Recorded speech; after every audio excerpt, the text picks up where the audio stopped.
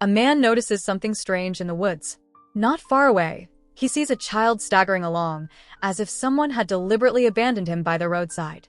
To his surprise, the boy is chewing on something unusual.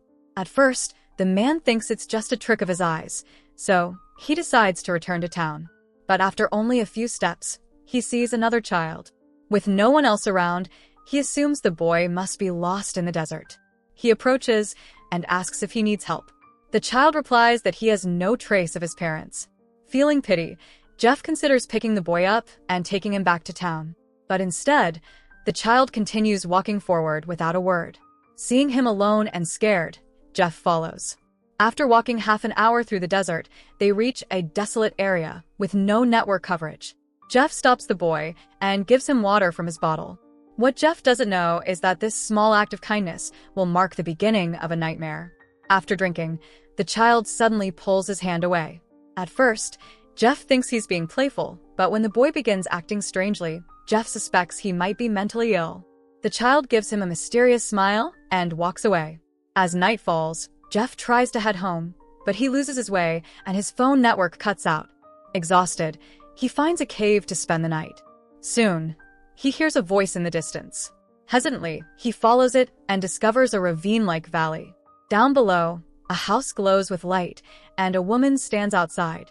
Relieved, Jeff begins to climb down a wooden ladder on the cliff's edge. But when it ends halfway, he's forced to continue on a chain ladder nearby, not knowing this descent will lead him into terror. Jeff knocks several times on the door, but gets no answer. The lights are on, so he assumes someone is inside. Finally, he approaches the woman, telling her he's lost and needs help. Strangely, she doesn't respond directly, but instead invites him to sit and eat first. Reluctantly, Jeff agrees. As he peers into his bowl, he notices something odd. The woman devours her food voraciously, as if starving. Thinking she might be sick from desert life, Jeff offers her his entire bowl and only asks for a glass of water. When he requests her phone, she explains she has none. She lives alone, without relatives. She insists he stay the night since it's already dark. With no choice, Jeff agrees. That night, Jeff lies awake, restless. In the morning, while she's still asleep, he prepares to leave, leaving money behind. But at the valley's edge, he finds something terrifying. The ladder is gone. Only half-broken steps remain, making it impossible to climb out. Forced to return, Jeff waits outside the house. Bored, he takes out his camera and scans the surroundings. Inside, he spots disturbing details, strange drawings on the walls, a large iron cage, and even a sacrificial altar with a goat's head. Just then, the woman wakes up and heads out to work. Jeff asks about the missing ladder, but she ignores him. He decides not to argue and helps with her chores instead. Later, she tells him that if he waits until tomorrow, he might find a way back up. Jeff eyes the half-finished staircase from a distance and decides to attempt the climb. But the ravine is too steep. After several failed tries, he gives up. Tired and filthy, Jeff begins cleaning himself. The woman offers to wash his clothes and fetch water, but he sternly refuses. All he wants is to return to town. Curious, she asks if his wife is waiting for him. Surprised, Jeff replies that he doesn't have one. Realizing he's single, the woman starts growing friendlier. That night, Jeff again checks for the ladder, but nothing has changed. The next morning, he grabs a shovel and tries climbing alone. The rock wall is so hard that even moving an inch upward is exhausting. Still, the hope of going home pushes him on. Suddenly, from above, someone throws a chicken down at him. It strikes him hard. His shovel falls on his leg, leaving him badly injured. Jeff lies unconscious until nightfall. When the woman sees his condition, she rushes to clean and bandage his wound.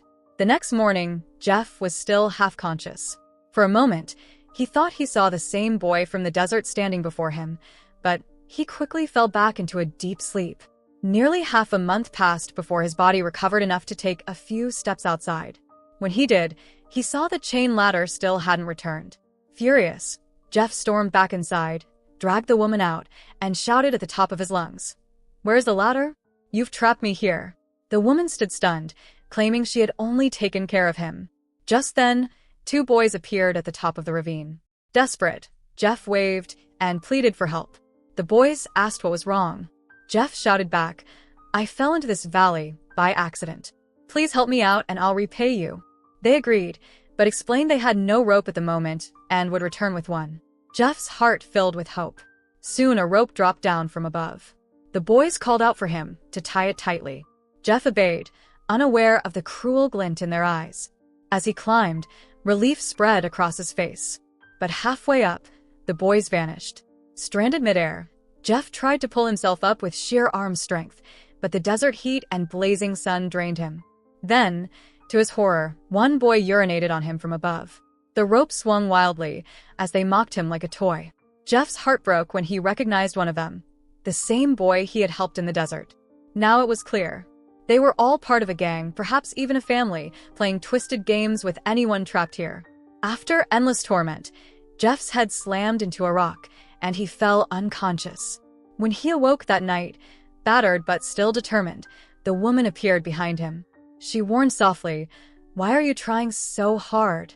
Sit quietly, or your troubles will increase." Jeff, broken and exhausted, screamed at the sky.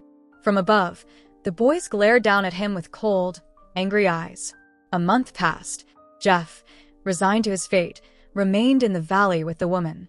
When she noticed his torn shirt sleeves, she brought out old men's clothes from the closet. Jeff wondered where they had come from, but put one on without a word. Slowly, he began growing vegetables.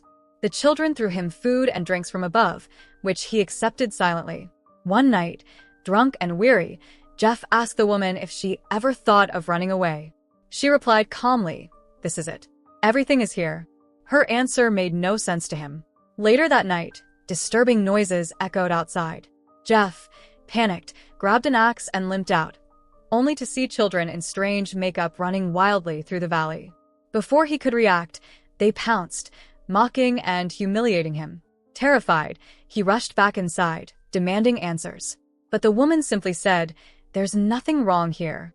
I want us to live together forever." That night, loneliness and despair bound them together.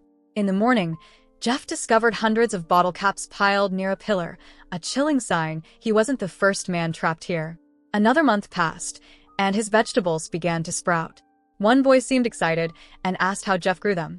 Seeing hope, Jeff shared his knowledge. The boy promised to bring him a cold drink in return. For the first time, Jeff smiled. That night, he showed the woman photographs on his camera, speaking of city lights and a better life. For a moment, she seemed enchanted. But the next day, Jeff's hope was shattered. He rushed outside to see the same boy, lifeless, hanging in the valley. The woman collapsed, sobbing uncontrollably. Then the horrifying truth struck Jeff. All these boys were born in the valley. They were raised in its cruel traditions. He had been trapped here to help continue their bloodline. The old men's clothes in the closet, the bottle caps, the axe, all signs of the countless men before him.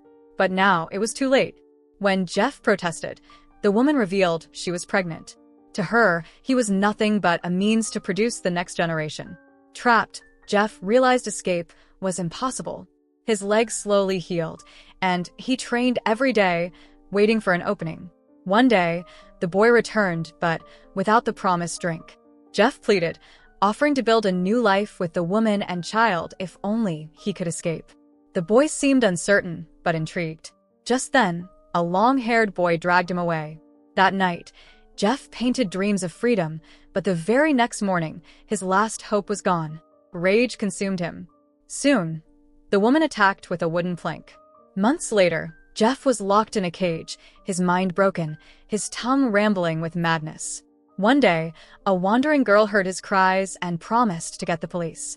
For a moment, Jeff's hope revived. But the boys captured her and broke her neck before his eyes. That night, the woman told Jeff coldly, "From the beginning, you are just a tool. You're still alive only because our tradition demands the father live until the child is born." Days later, in unbearable labor, she begged Jeff for help. He aided her as she gave birth to a baby girl.